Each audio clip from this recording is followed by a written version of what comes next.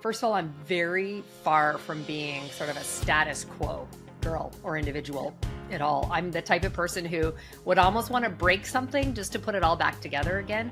I like challenge, I like complexity. That really excites me. As a result, I'm often given those hard, challenging, whether it's client situations or in many cases, large markets or business units or divisions that are underperforming or have had some significant challenge in it. And I tend to thrive in that environment.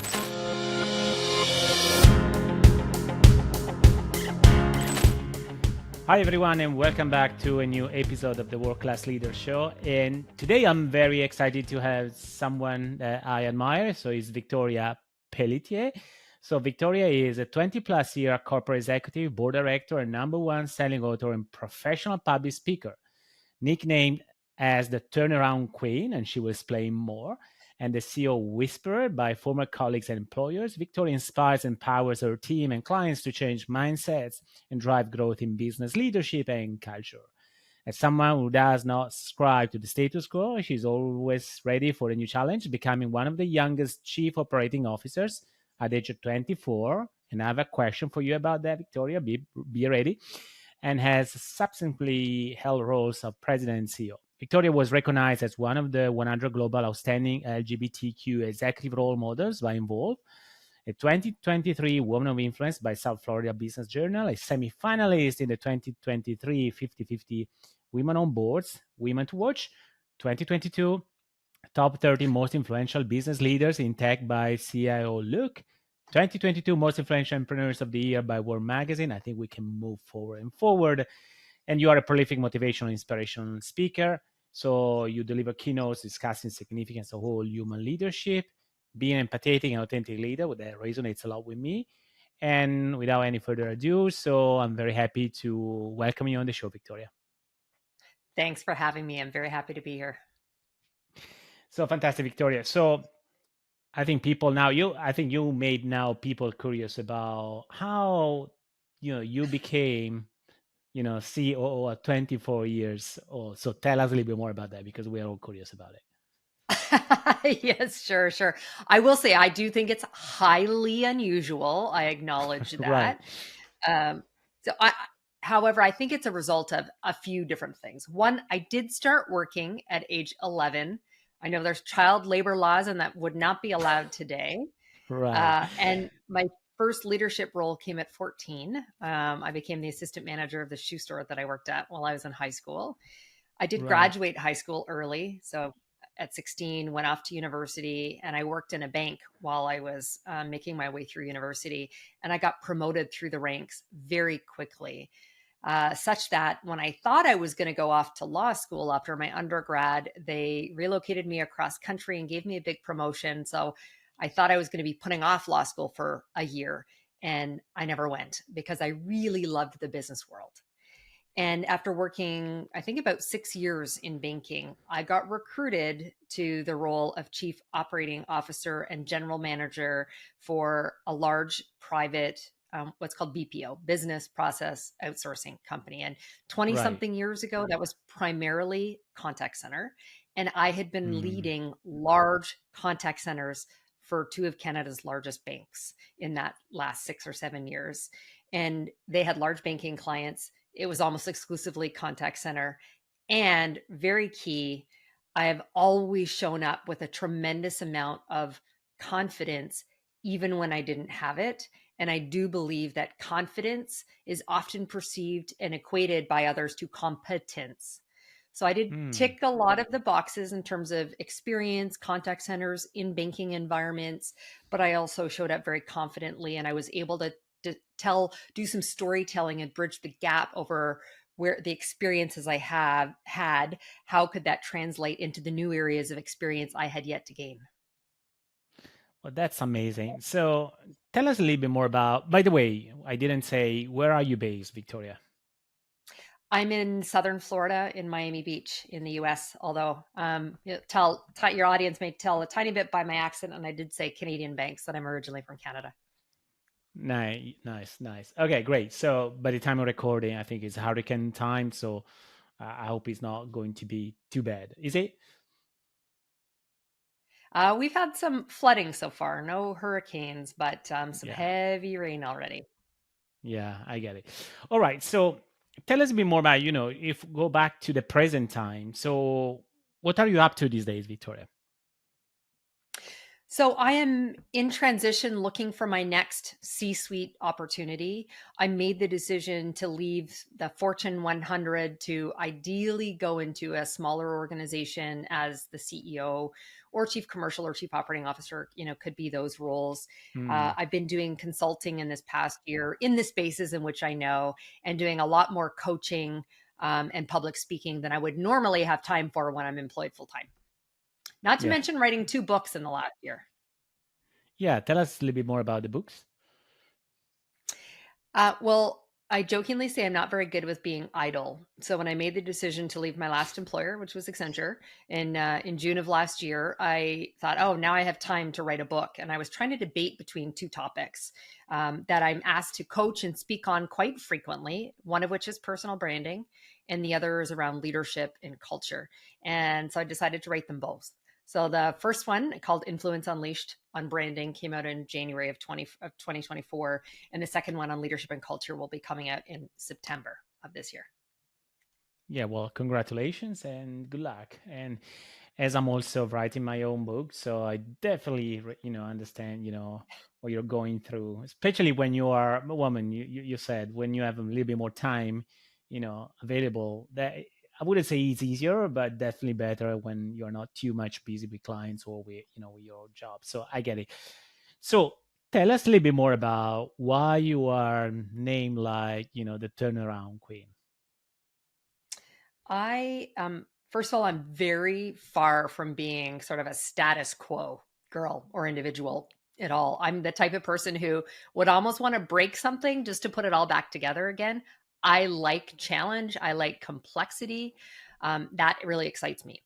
As a Hmm. result, I'm often given those hard, challenging, whether it's client situations or in many cases, large markets or business units or divisions that are underperforming or have had some significant challenge in it.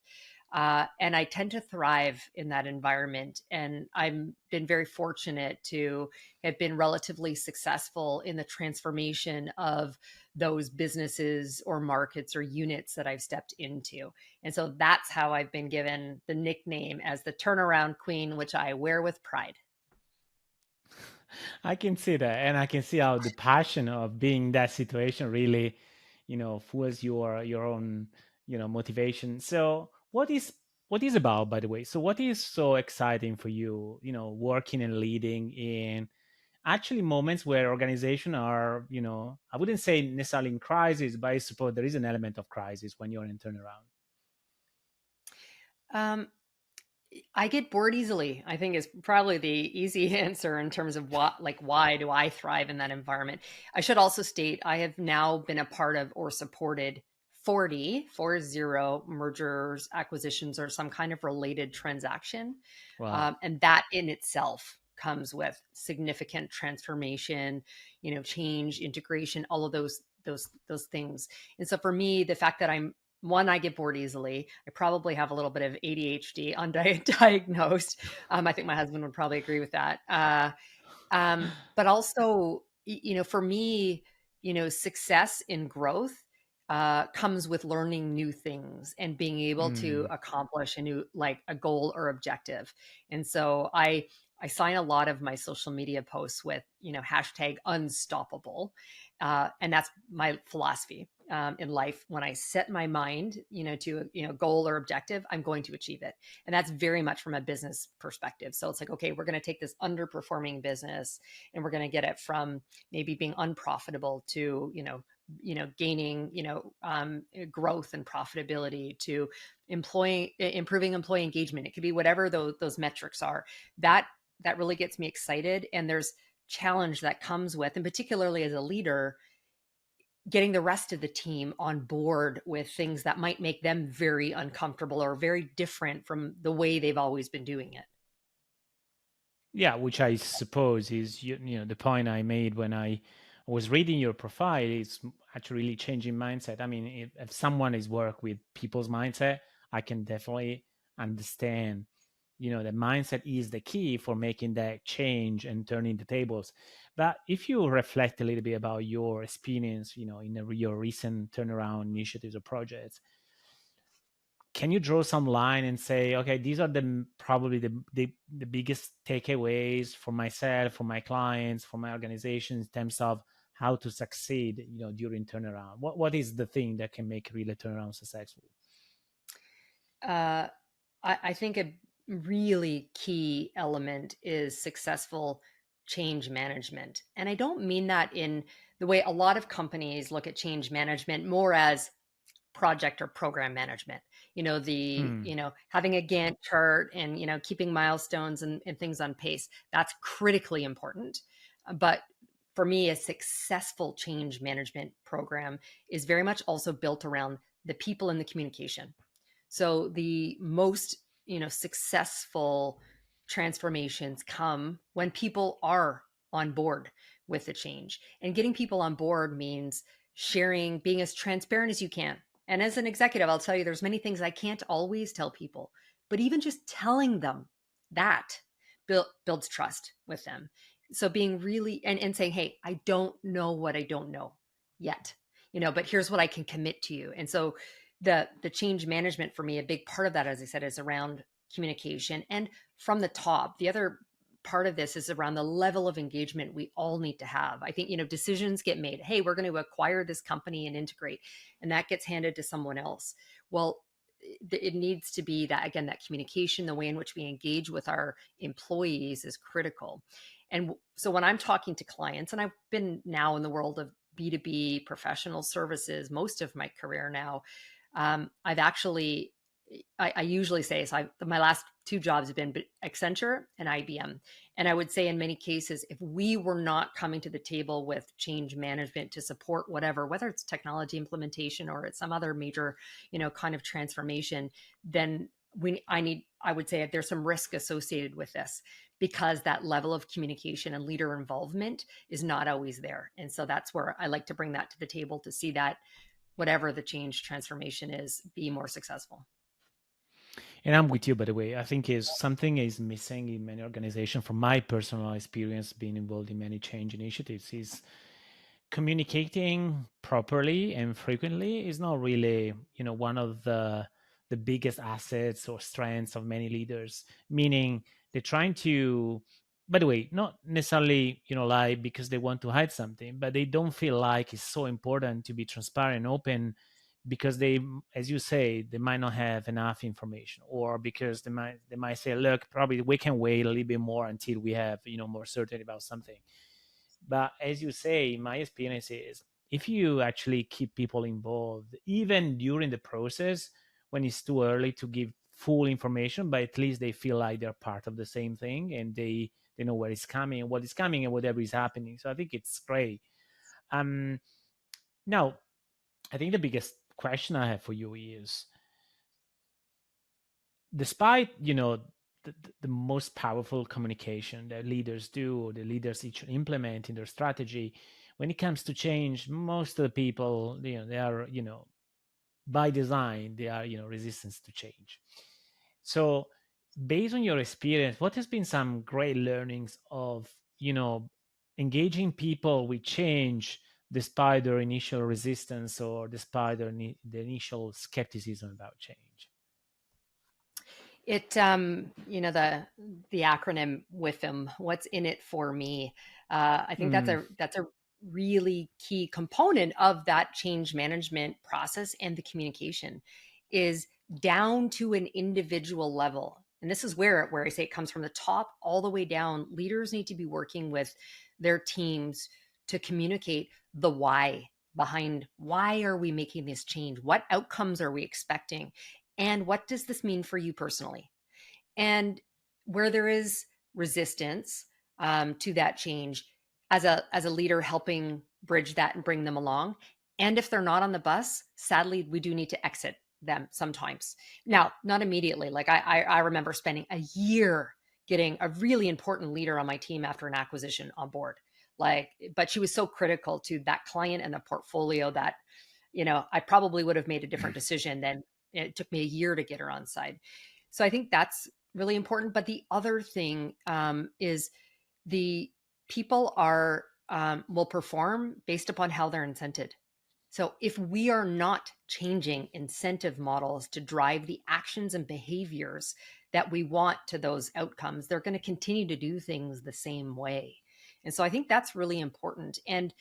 Um, and many times for companies, and again, a lot of my career has been in publicly traded companies where it's like quarter to quarter results all the time. And it's about, sales and revenue and profitability. It means creating new metrics that again drive the actions and the behaviors beyond this top level. Because when you're a frontline employee, your ability to see how you contribute to that, let alone know that you might contribute to it, is a challenge. So I think those are some of the things we need to think about when trying to move someone and get them on the proverbial bus, so to speak, towards the change. And I think by the way, and there's what you're saying. Also, you said something very powerful to me. I mean, it sounds like that has been also your maybe your previous experiences is sometimes trying to bring people on the bus, as you say, it takes a lot of energy, a lot of efforts, and sometimes, by the way, people, these are not the right people that you want anyway, after the change on your bus, right? So, and I suppose there is an element of how people show up their leadership during this moment, meaning, look, by the way, I'm an incredible believer of empathy or people-centered leaders, because that's what we do. I mean, in my capacity, that's what we're trying to do, is creating a new generation of leaders. They're actually much more empathetic, and they believe to the importance of people and put them at the core of their businesses. But nonetheless, what I notice in my experience is sometimes leaders, they take this a little bit too far, meaning they start to be a little bit too complacent, too much nice with people just because they want to bring everyone along. And sometimes they don't recognize that some people, they will never actually come along, because I think it's a good rule of thumb that one third organization will never really embrace change. Now, whether it's right or not, but it's, I think it's one of those things that we might assume that is right. So is that your experience of sometimes leaders, they tend to wait too long and then too much, spending too much effort in order to bring people that they're not necessarily the right people for the future? I have experienced that most definitely. I find, there's a great desire to be liked as a leader. And don't get me wrong, I want to be liked, but more than anything, I want to be respected. And hopefully, with that, if I'm the right kind of leader that I've worked on for years, they will follow me as a result of the fact that they trust me. I operate with radical candor. And so I'll tell them the things they need to hear, not always the things they want to hear. And so for many leaders, um, th- that's really difficult, being radically candid. Or it could be being vulnerable in sharing how you're feeling or things like that. Like those are tough for some leaders. So instead, they take, as you said, the complacent or the easy way out. And that is being friendly with, not actioning those that are not performing or are not in line with how we are moving forward. And but for me, that goes back to, again, are we holding everyone accountable to certain metrics? I think of one company I worked at. I'd come in and I'd taken over multiple teams. I needed to do a bit of a reorg, but in doing that, I had a massive direct reporting team for a period of Mm. time. And I spent time getting to know everyone and figure out what was going to be the right structure and who needed to go in the right places.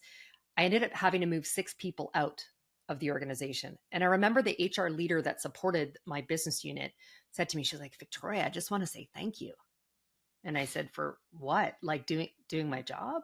But the reality is no one else would do that. And so it it should be easier, than as easy as we're talking about it here. But it's not. It's hard to have these conversations. So this is where I think, in business school we need to teach more about leadership and more about how to have these kind of tough conversations. Yeah, makes totally sense to me. So if I go back to second to the second point that you made about incentives, so essentially is Mm. kind of strategy related to, I would say I wouldn't say persuading people, but trying to engage them more in the importance of change, but also incentivize new behaviors, in order to drive their change. Why is it so difficult for organizations to create a system to incentivize people for change?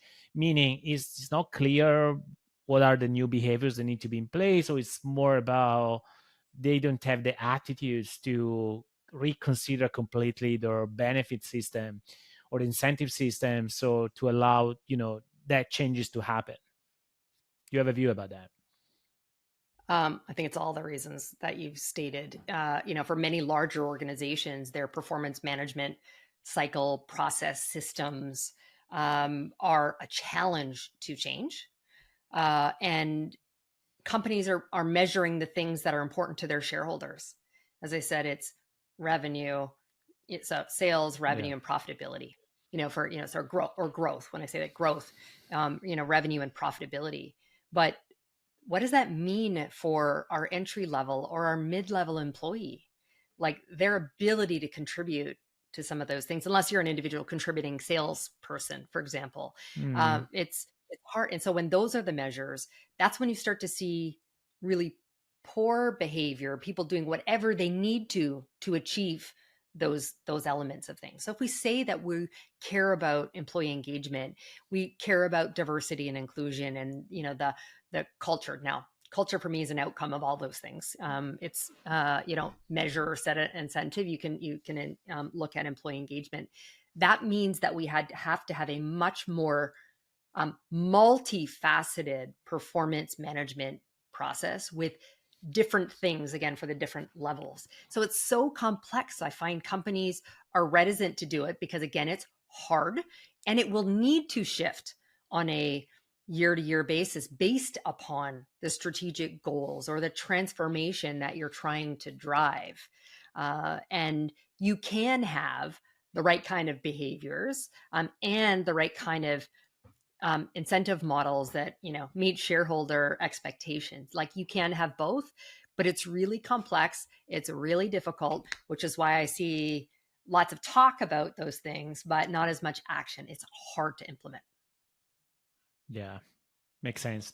All right. So talking about shift, let's shift into the leadership. So what is in your experience, the most effective leadership style, attitude during change? I mean, you mentioned before putting the people at the top of change, at the core of this of change initiative, be extremely good in communication. But what are some traits, what are attitudes, mindset that you think actually will help leaders to go through change more positively with a more positive outcome? I refer to it as whole human leadership.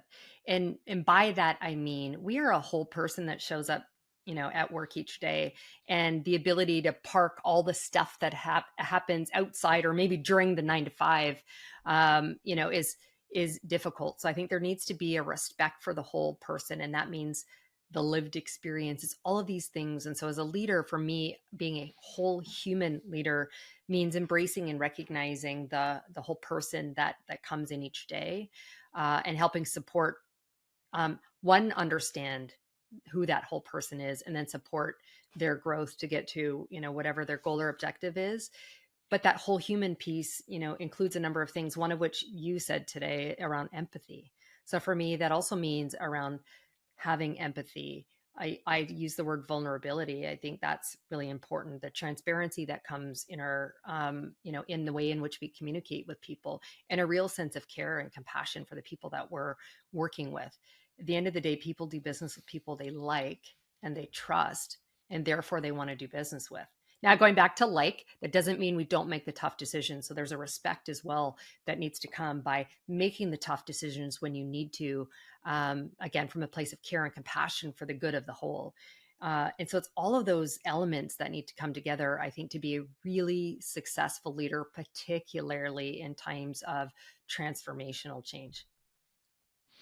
Yeah, and let me play. Agree, by the way, but let me play devil's advocate, because even in my book, I'm explaining how a more human CEOs actually, they can not only win people but can drive better performance in the long term. So, but that's, for many CEOs, many leaders, that is a bold statement, because they don't necessarily see how humanity drives results, meaning they have this perspective that humanity as a whole, that includes, empathy, that includes authenticity, vulnerability, they're all nice things to have if you're a people person or a people leader, but the reality, they're not making really any difference. Actually, if I start pushing more, asking more, etc., I'm gonna get better results from people.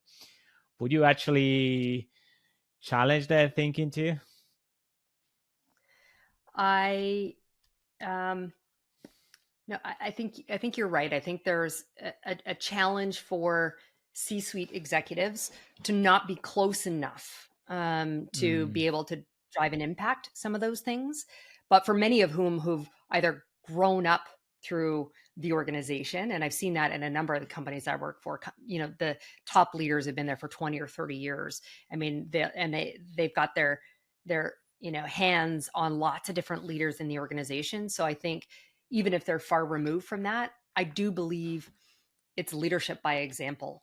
And so I see a lot of leaders say, like, talking about the kinds of behaviors and the types of leaders that they want, but then accepting something very different, and that causes a loss of trust and respect for those leaders. And so for me, that means greatest example is the toxic top performer. So that, and yeah. oftentimes I find it in sales, sadly, but that salesperson who brings in big dollars and deals to the company, but is absolutely horrible to everyone they work with. And so that becomes a trade-off, and this is where the difficult decisions get made. You either want to have a great culture where people feel a great sense of belonging and have, I operate by the 80-20 rule. It's not 100% perfect, but like 80% of the time. You either say you want that or you don't, and you want the alternative. And so that's where the rubber hits the road for me, with these C-suite executives, and what they allow with their teams, and subsequently their teams with theirs, and so on. Yeah, and what you tolerate is like what you encourage unconsciously. So Right. that's how people read essentially your own behaviors as a leader. So I totally get it and I appreciate that. I think is also what you're referring to is either lack of that or also lack of integrity, meaning you don't honor your own word just based on circumstances or based on you're dealing with an organization, which is a terrible leadership practice. So totally with you on this. On the other hand, I would like to ask you one question about that, because I appreciate the moment you are between jobs, etc. But my in the recent years, I'm sure that resonates with you. What I notice is an increased level of pressure in leaders, pressure to deliver for a number of reasons that we are all well aware of. Is less time frame to create something impactful, the much more pressure on results, on profitability, because the cost, broadly speaking, is increasing. So what I see is most leaders actually they're feeling way more pressure than before to deliver whatever they need to deliver in a short period of time. And to me, whenever leaders they feel that pressure, that actually reflects in the way how they lead their own people. Because when you're stressed and you feel pressure in a way or another, that manifests in the way how you show up with leaders. Do you see something similar, meaning people they're struggling to create the right conditions and environment for people to be their best on themselves just because the pressure level is higher, or is something that is not probably is something that you don't see at the moment? Oh, no, I see it. I'm working with many clients, doing some consulting with some other Right. clients, and I see it through as I'm working and coaching them, and even in, like, in the companies that I've worked for. I this goes back to, like, we can say we want one thing, but really we're asking and incenting people on something else. So example for me, there was a number of years ago, I was asked to take on a really troubled portfolio. One, they weren't honest with me over how troubled it was. As I shared with you, I like challenge. So I would have accepted anyways, but just be Right. honest with me. And I remember saying to them, this is going to be that, like, trust was broken with the clients in this portfolio, rightfully or wrongfully so. The company I worked for wore probably a little bit more of that than they should have. And I said to them, this is going to be an 18 to 24-month turnaround. We need to build Mm. net new relationships with people who haven't engaged with us yet. And we need to rebuild trust with those that have been broken. And they were like, yes, yes, they get it. Like, they knew how bad the situation was. Yet on the second quarter, so like month 4, I think, or 5 for me, they're like, well, where's the growth? And I was like, come on, guys.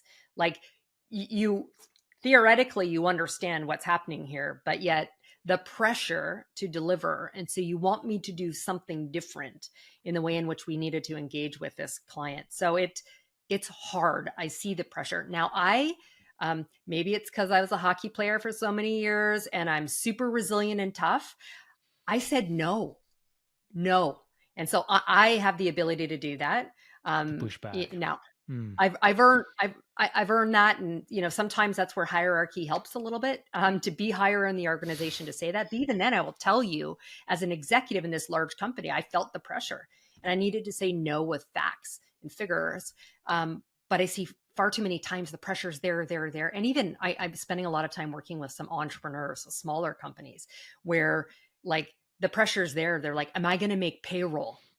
Right, like, and so in that, and I get it, like, that's a different element of pressure. And so sometimes you need to compromise. Where I will coach them is, are you making short term trade-offs, and if so, know why you're doing it, versus the mid to long term game, which are very different. But those can sometimes come with more difficult conversations, usually with your shareholders. Yeah, and that's such an interesting point because that brings me to another important thing about what you said is, at least what I experienced, with my own clients, is dealing with it today and tomorrow at the same time is really difficult for many leaders, and leaving the ambiguity of dealing with the short-term results while creating a better future or a different, transforming the organization is incredibly challenging, and to me primarily from a mindset standpoint, because everyone has the flexibility to appreciate what does it mean living and leading during such an ambiguous time where you need to do both. So they prefer doing one of the two, and most likely is the short term, the today, because that's what we are measured by. So is that something that you notice too, is dealing with the today and tomorrow from a mindset standpoint? Is this something people are struggling with, most of them? Yeah, and the rapid pace of change as well is creating much more of that, like, the now, what's happening. So generative AI, that'll be like a really big one. I'm seeing that right now. There's a bit of analysis paralysis over decision making, and, like, over what do we need to do today, like, even to drive, even though it's not an overnight when we're talking particularly about AI. But I'm seeing this intense pressure, but it's because the pace of change is like no other we've seen in our lifetimes. Even when you think about Yes. skills of our workforce, the shelf life of skills is now rapidly decreasing to around 2 years. And so we need to constantly be upskilling ourselves. As much as we want to think long term, it's just changing so quickly. And there's so much external pressures and change around us that is creating all this dynamic, that while the best laid plans of a 12-month strategy or the 5-year strategy needs to change constantly. And on that, do you see companies that actually are able to anticipate what's going to be the future from a skill standpoint of the organization? Because clients of mine say that when you ask that question, like, okay, what are the skills that you need in the future? And by the way, the future is not 2070 or even 50, is 3 years time from now, or maybe five. And you're right, the pace of change primarily related to technology has shortened the time period what the future looks like. So the future is probably 2 or 3 years time now. It's not anymore 5, 10. Have you seen something kind of a best practice in organizations how to address these challenges and not getting, and not playing a catch up when it's too late? I have. And so I've had, the good fortune to have a really good vantage point for that question, and that I've been Yeah, leading fair, human fair. capital businesses the last few years. So working with leaders of companies, and particularly the HR and talent functions, to figure out what skills do we need. And so the best practice would be to, look at your, let's say, 1 to 5 year roadmap. But, as we've just said, that's probably more like 1 to 3 years, and doing an assessment of the talent we have today. What skills do we have? And then looking, and this is where the role of HR has to become the strategic business partner to the Yeah, business agreed. leaders now. And so it's looking at what skills do we have, now, and with the strategy and the change, whether it's new markets, new technologies, products, or services, we're going to be entering into. How do the skills change or evolve? And then figuring out, do we go buy the talent?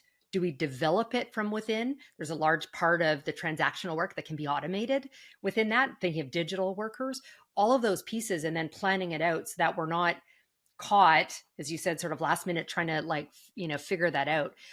What I see though is the focus is very, very heavily on the technology side of things. And that is important. So I think about the critical skills, and AI being one of the most, and machine learning and all these pieces, wherever that's all in demand right now. But the work that gets left behind, but that's not automated, let's say, is very different. It requires a very different innovative thinking and skill set for those that are. It's the exception management. It's how do we engage face to face, or with customers, whether literal face to face, or digitally, etc. And so that's the part that I see is missing in what should be this broad end-to-end talent management assessment and skills for future, versus just this almost singular focus on technology skills right now. Yeah, that's such a great point. Such a great point because I'm reflecting on what you said, and I think you are definitely right. I mean, when it comes to future skills, their tendency is really, I wouldn't say overly thinking about technology, but definitely technology is the main conversation rather than what are the skills that we need in the organization. And by the way, I would probably add as well, what are the attitudes and mindset that we need in the organization too, because that is equally important. Because skills, we can learn, everyone can learn, and we can teach people if it's not too technical skill. I think what is most important, especially due to what we said before, flexibility, ambiguity, uncertainty, change, etc., is how can we have an organization of people that can actually be more flexible and adapt, to all the changes, all the pivot that we have to make every single time based on different direction we're taking. So I think it's great. And I think the other observation, which is probably is more a question for you, is one thing I noticed, especially in the large organizations, is sometimes HR, they're trying to figure this out, but without having proper support from the business or from other areas. So it become more like self-oriented analysis rather than comprehensive analysis of what is really business is looking for. But I might be wrong on that. No, I think you're right. For me, I mean, HR needs to, one, be a direct report into the CEO. I do not like where I see companies where they have the chief Yeah, people or HR officer reporting to like a chief administrative officer or someone else. No, like they are or imperative. They have a finance seat. rather. Yes, Yeah. exactly. And so they need to be there. As I said earlier, they need to be the strategic business partner. So all of the leaders within the organization should have their HR business partner with them to help them in solutioning the needs of the business going forward, because talent is so critical. And in many I think companies have realized that, but the execution is still poor. And it tends to be kind of the functional activities of HR, payroll and benefits, and those kind of transactions that they get mired in, versus investing much more on the talent management and development side of things. Makes totally sense. All right, so we are approaching the end of this amazing conversation. I mean, we can I have a number of other questions, but we can definitely stay all the time together here. I've maybe just final reflection for you before we wrap up, Victoria, is if you have one single suggestion or maybe something we did not cover, in this our conversation today, what would that be? Especially consider, our target audience, people they're listening to the show or watching on YouTube. They are CEOs and very senior leaders or leaders. They have the ambitions to become CEOs. What is one piece of advice that you would like to give them to navigate through change in the future, besides what you already shared? Uh, I I'll share out my favorite quote, or one of, and it's by George Adair, and it is that everything you've ever wanted lives on the other side of fear.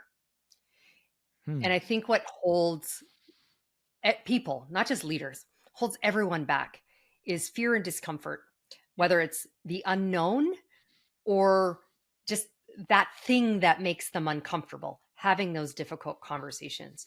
And so I would encourage people to reflect on that quote and lean into those things that scare the hell out of you, that make you uncomfortable, because, and change is one of those things. By doing that, that is when greatness happens. That's when growth and transformation comes. Love that. There was no better way to finish this episode with that. That was amazing. Victoria, thank you so much. So, where people should go if they want to find out more what you do, your experience, and of course, connect if they want to. So, one stop shop is my website, which is victoria pelletier.com. And I'm sure that'll be in the show notes, so they don't need to figure out how to We spell will. that. And then if they want to connect out with me on the other social platforms, all the links are directly there. Fantastic. And you are very active on LinkedIn. So I definitely recommend, for you guys to follow and engage with Victoria because she's definitely one of the influencers there. So Victoria, thanks so much for joining the show and love the conversation.